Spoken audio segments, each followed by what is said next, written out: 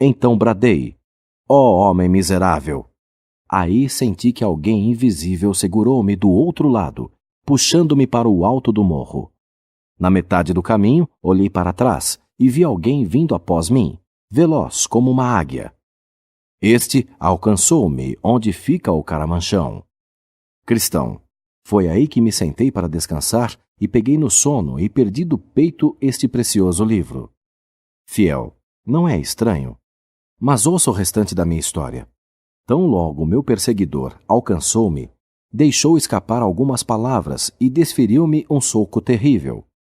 Quando recuperei-me o suficiente, perguntei-lhe por que o fizera. Ele respondeu que por causa de minha secreta inclinação a Adão, o primeiro, eu certamente pertencia à sua casa, e golpeou-me outra vez, nocauteando-me completamente. Quando voltei a mim, implorei por clemência. A lei não conhece clemência, afirmou ele, e com isso derrubou-me novamente. Sem dúvida, ter-me-ia matado, se aquele que me livrara do velho Adão não chegasse de repente e o mandasse desistir. Cristão, você sabe quem era essa pessoa?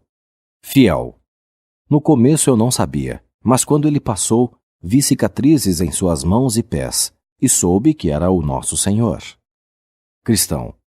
Aquele homem que o perseguiu era Moisés, ou um de seus homens. Moisés não poupa ninguém, e não conhece misericórdia. Com ele, todos devem pagar a penalidade de uma lei quebrada. A sua regra absoluta é: a alma que pecar, essa morrerá. Fiel, eu o conheço bem. Não é a primeira vez que o encontro.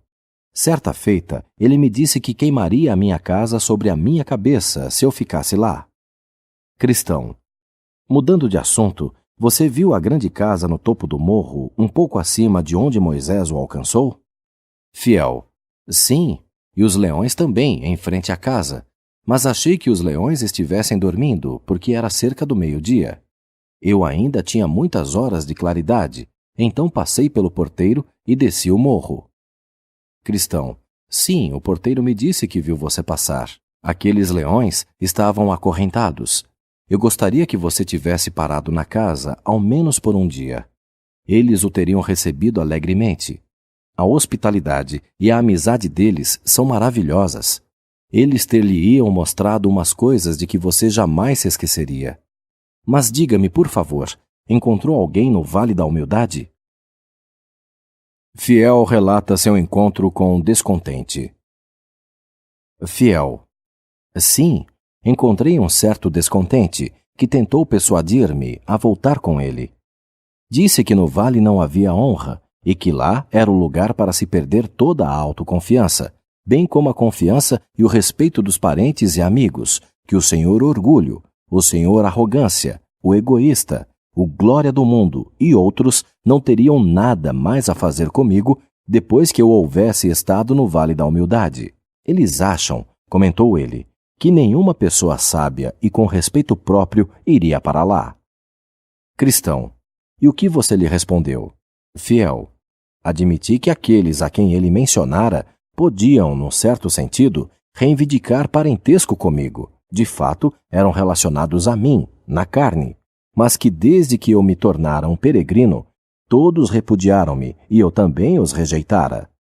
Afirmei que agora eles não eram para mim mais do que aqueles que jamais pertenceram à minha linhagem. Disse-lhe também que ele tinha uma impressão errada a respeito do vale. Que o vale, embora tivesse muitas coisas desagradáveis, provia ao peregrino a disciplina necessária. Antes da honra está a humildade, expliquei-lhe, e um espírito arrogante precede a queda. Além disso, prefiro atravessar este vale para chegar à honra real, a honra reconhecida pelos homens mais sábios, a escolher aquela honra que você e os mundanos consideram valiosa. Cristão, encontrou mais alguma coisa no vale? Fiel relata seu encontro com o Senhor Vergonha. Fiel, sim, encontrei-me com o Senhor Vergonha. Ele disse que o seu nome era Vergonha, mas depois de estar um pouco com ele, achei que esse nome não lhe era apropriado e que poderia estar usando um nome falso. Era realmente envergonhado, mas não de si mesmo, o que poderia bem ter sido, nem de qualquer coisa que dissesse ou fizesse. Ele envergonhava-se de mim e de meus modos de peregrino. Por quê? O que ele lhe disse? Fiel. Ele fazia objeções à minha religião. Disse que era deplorável, baixo, vergonhoso, uma pessoa renunciar à sua vontade e à sua vida para tornar-se um servo da religião.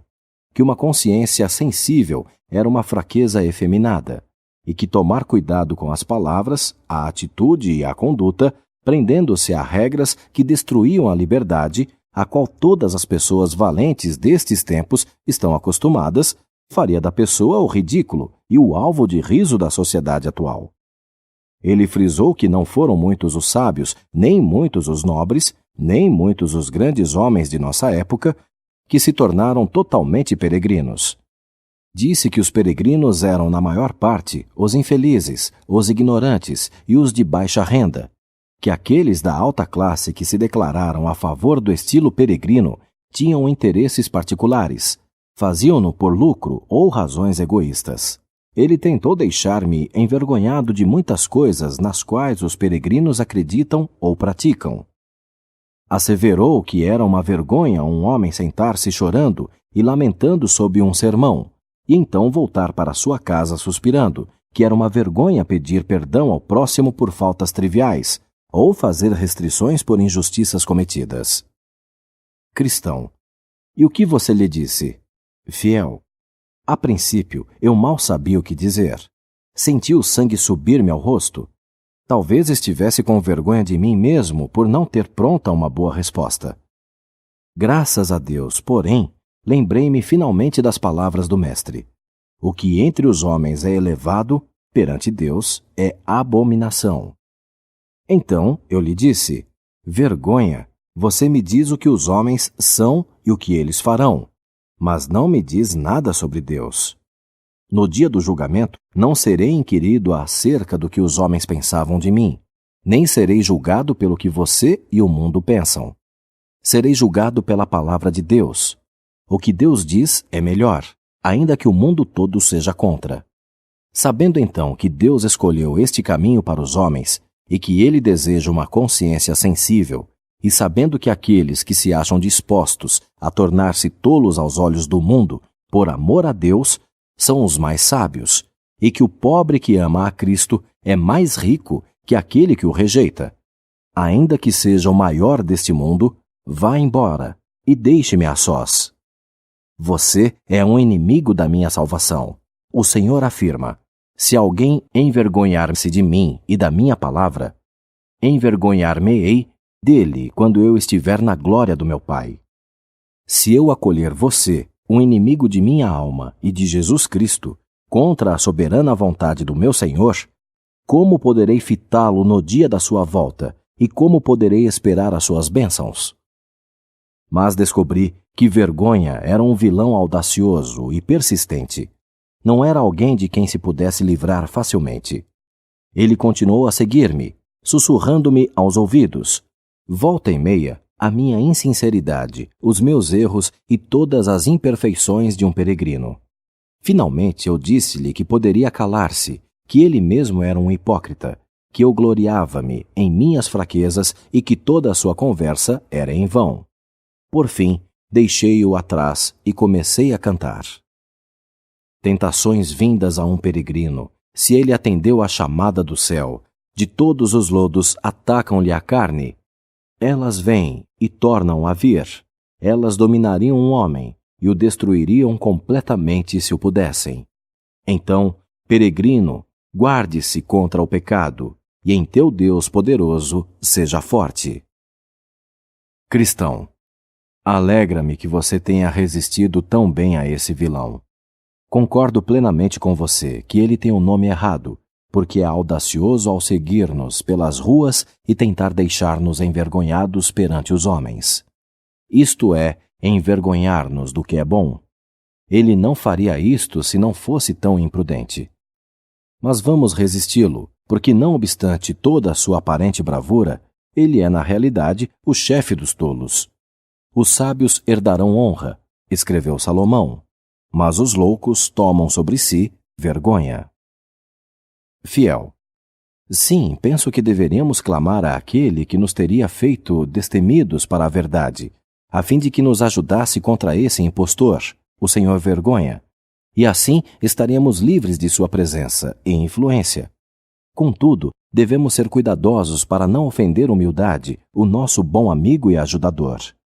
Cristão, você fala a verdade, irmão, mas encontrou alguma outra dificuldade no vale? Fiel, não, porque tive luz solar pelo resto do caminho através daquele vale, e também no vale da sombra da morte. Cristão, ótimo, que bom que tenha sido assim. Agora, enquanto eles seguiam o caminho, havia um homem andando no outro lado da estrada, indo na mesma direção. Seu nome era Locás. Fiel chamou por ele. Amigo, aonde vai? Está indo para a pátria celestial? Locás. Sim, é para lá que estou indo. Fiel. Que bom! Então espero que possamos ter a sua boa companhia.